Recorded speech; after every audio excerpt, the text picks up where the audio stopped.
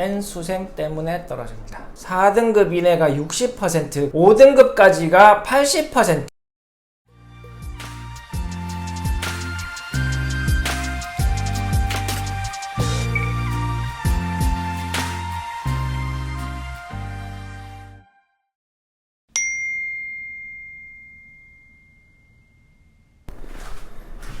안녕하세요, 안현선생입니다. 오늘은 오랜만에 고3 학생들에 대한 이야기를 좀 하겠습니다. 오늘이 7월 3일인데 어제 아마 학생들 6월 모의고사 성적표를 받았을 거예요. 그래서 오늘은 고3 성적에 관한 이야기를 좀 하겠습니다. 제목을 제가 고3 수능 등급이 왜 떨어지냐, 어떤 방식으로 떨어지냐, 이제 이 부분에 대해서 말씀드리려고 하는데, 대부분 어느 정도 충분히 알고 계실 겁니다. 근데 오늘은 제가 수치를 좀 이용해서 조금 여러분들이 감을 잡으실 수 있게 그렇게 말씀을 좀 드리려고 합니다. 왜 떨어지냐? 당연히 우리가 잘 알고 있는 N수생 때문에 떨어집니다. 그러니까 왜 떨어지냐 했을 때 이제 실력 발휘를 잘 했다, 실력 발휘를 수능에 잘 했다라고 생각을 하고요. 뭐 긴장해서 못 쳤다 이런 건 다 제외하고, 그러면 가만히 평소 실력대로 잘 쳤다라고 했을 때 그래도 성적은 떨어지죠. 등급이 떨어지거나 등급이 떨어지지 않아도 백분위가 떨어지게 됩니다. 왜 떨어지냐? N수생 때문이죠. 그냥 N수생이 많기만 한 게 아니라 잘하는 N수생이 많다. 얼마나 잘하느냐, 그 부분을 오늘 좀 말씀을 드리려고 하는 거예요. 얼마나 잘하는 N수생이 많은 거냐라고 하면, 제가 국어 수학 등 영역에 대해서만 자료를 좀 뽑아 봤는데, 자료는 평가원에 있는 자료입니다. 평가원 발표 자료 중에 2024학년도, 작년 자료는 없거든요. 작년 학생들 자료는 아직 안 나왔거든요. 그래서 2024학년도 자료를 보면 국어 수학에서 우리가 알고 있는 4등급 이내의 학생은 기준이 상위 40% 이내, 100분위 말고요, 40%까지가 4등급을 받고 60%까지가 5등급을 받게 됩니다. 이게 기준인데, N수생은 국어에서 이제 N수생 전체, 여기는 검정고시는 제외한 거예요. 검정고시 말고 이제 졸업생이라고 하는 N수생에서 4등급 이내가 60%가 있습니다. 얘들을 100으로 봤을 때 60%가 4등급 이내고, 5등급까지가 80%의 학생, N수생의 80%의 학생이 5등급 안쪽에 있습니다. 수학은 어떠냐 하면, 수학은 제가 기억을 다 못하는데, 수학은 57%, 그리고 5등급은 77%까지 이제 N수생이 등급을 가져가고 있습니다. 40%, 60%를 갖고 가면 자기가 이 수능에 참여한 만큼 갖고 가는 거기 때문에 N수생이 고3에 대한 영향을 주는 게 없다고 볼 수 있죠. 이렇게 크게 4등급까지로 잘라서 혹은 5등급까지로 잘라서 봤을 때. 근데 이 초과되는 분량 20%, 여기도 거의 17%죠. 그죠? 40, 60까지니까. 수학에서도 N수생이 초과로 17%, 5등급까지도 17%, 5등급 누적해서도 17% 정도를 더 이제 등급을 따가는 상황이죠. 그러면 고3 쪽은 N수생이 더 많이 따가기 때문에 고3 쪽은 40, 60보다 낮을 거 아니에요. 그래서 실제로 보면 국어 영역에서는 33% 누적해서 1, 2, 3, 4등급에 고3 학생 전체를 100으로 봤을 때 33%만 4등급 안에 들어있고, 53%인가? 52%만 5등급 안에 들어있습니다. 수학은 32%, 52% 이렇게 4등급 안에 5등급 안에 들어있습니다. 그러면 고3은 여기 40%와 비교했을 때 마이너스 7%죠. 7%만큼, 여기도 8%만큼. 여기도 8%. 여기도 8%. 이 정도를 손해보고 있는 거예요. 그죠? 누구 때문에? N수생 때문에. 고3 인원이 많으니까 여긴 퍼센트가 적고 N수생 인원이 적으니까 여기는 20% 정도 초과되어 있는 상황이죠.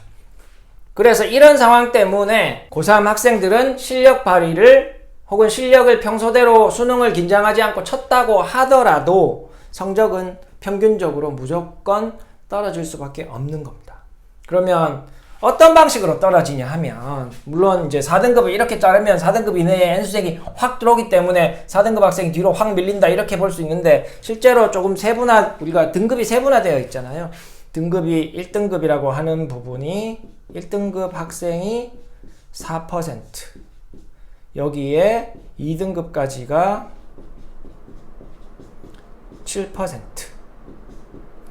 그 다음에 3등급까지는 3등급 얼마예요? 12%. 그 다음에 뭐 4등급까지만 할게요. 밑에 잘리니까 4등급까지가 또 17%의 학생이 있는 겁니다. 그러면 어떤 방식으로 떨어지냐면 1등급 안에 N수생이 1등급 안에 특정 비율을 이렇게 쑥 이렇게 신규로 들어오잖아요. 그러면 이만큼의 1등급 학생, 원래 모의고사 3월, 5월 달 쳤었을 때 1등급 받았던 고3 학생들이 이쪽으로 쑥 들어오니까, 그죠? 평균적으로 이만큼이 밀려내려갑니다. 그러면 이 밀려내려가는 인원만큼 기본적으로 2등급 학생이 또 3등급으로 밀리죠. 이렇게 순차적으로 밀릴 수밖에 없는 겁니다. 그죠? 누구 때문에 이렇게 밀리고 4등급은 또 이렇게 밀리죠. 누구 때문에 밀리냐? 1등급에 들어온 N수생 때문에 밀리는 겁니다. 근데 1등급에 들어온 학생만 있는 게 아니라 여기 총 60%나 있다 그랬잖아요. 자기 N수생의 100% 기준으로 60%가 4등급이니까 여기에 들어오는 인원이 있을 거고, 근데 이것 때문에 밀리는데 여기에 또 들어옵니다. 그죠? N수생이 2등급이 또 들어옵니다. 그럼 N수생 중에 2등급이 또 들어오니까 이만큼 추가로 또 더 생기는 거예요. 여기서부터는 1등급은 N수생 때문에 밀리지만 2등급은 N수생 1등급에 들어온 것 때문에 밀려 내려오는 1등급 학생들, 고3 학생들 때문에 밀리고, 한 번 더 2등급에 치고 들어오는 N수생 때문에 또 한 번 더 밀리죠. 그러면 또 밀리니까 또 떨어지고, 이만큼 또 떨어지고 또 떨어지고 두 번 떨어지는 겁니다. 2등급부터는 순차적으로 계속 밀리는 거죠. 그래서 N수생 때문에 1등급은 N수생 때문에 뒤로 밀리지만 2등급부터는 N수생 더하기 윗등급에서 밀려 내려오는 고3 친구들 때문에 등급이 밀립니다. 다행히, 그죠? 그 등급의 상위권을 차지하는, 위쪽을 차지하는 학생들은 밀려도 등급이 떨어지진 않아요. 성적은 떨어지죠. 100분위가 떨어지잖아요. 그죠? 평상시에 내가 받았던 3월, 5월 이렇게 쳐서 받았던 성적보다 평균적으로 성적이 떨어질 수밖에 없는 거죠. 이걸 설명드리는 이유는 이런 구조기 때문에 이제 우리가 수시 원서를 쓸 때 최저를 맞춰야 되잖아요. 최저가 사실 최저 등급을 맞춰서 수시로 들어가는 게 가장 높은 학과를 들어가는 방법입니다. 수시로 썼었던 학과에 들어가는 거는, 그죠? 거의 불가능한 일이잖아요. 그래서 최저를 맞춰서 수시로 들어가는 게 가장 높은, 내가 내 성적을 가지고, 내 실력을 가지고 가장 높은 이제 커트라인을 보이는 학과에 들어갈 수 있는 방법이에요. 그래서 최저를 맞추는 거에 굉장히 이제 집중해야 되고, 그리고 내가 맞출 수 있는 최저를 계산하는 거에 굉장히 치밀하게 생각해야 되는 거예요. 저도 아이가 있는데 저는 이제 정시거든요. 갓반고 출신이기 때문에 정시로 학교를 갔기 때문에 수시에 대해서 전혀 신경을 안 썼는데, 여러분들 일반적으로 이야기하는 뭐 명문대, 서울 명문대 이제 최저 등급이 그죠? 수능 그 정시를 생각하면 굉장히 낮게 설정되어 있습니다. 그러니까 학교 내신 성적이 높은 상태에서 최저 등급을 맞춰서 대학을 들어가는 게 가장 어떻게 보면 뭐 쉽다라고 하면 좀 그렇지만 가장 이제 입시를 잘 치를 수 있는 방법이거든요. 그래서 최저를 할 때 우리가 여러분들이 이제 뭐 예를 들어서 3월, 5월, 6월, 7월 뭐 이러면 뭐 여기 2등급 나왔고 2등급 나왔고 6월 3등급 나왔고 뭐 7월에 2등급 나오고 이러면 그죠? 이 과목이 2등급이 나올 거라고 이렇게 좀 생각하는 경향이 있어요. 왜냐하면 개수를 세면 2등급이 많이 나왔잖아요. 백분위도 제대로 확인을 안 했다고 그냥 등급만 계속 보고 학생들이 주로 그렇거든요. 등급만 보는 경향이 많아요. 근데 이렇게 되어 있으면 사실 백분위도 잘 보고 이게 진짜 2등급이 아닐 가능성이 높거든요. 얘는 무조건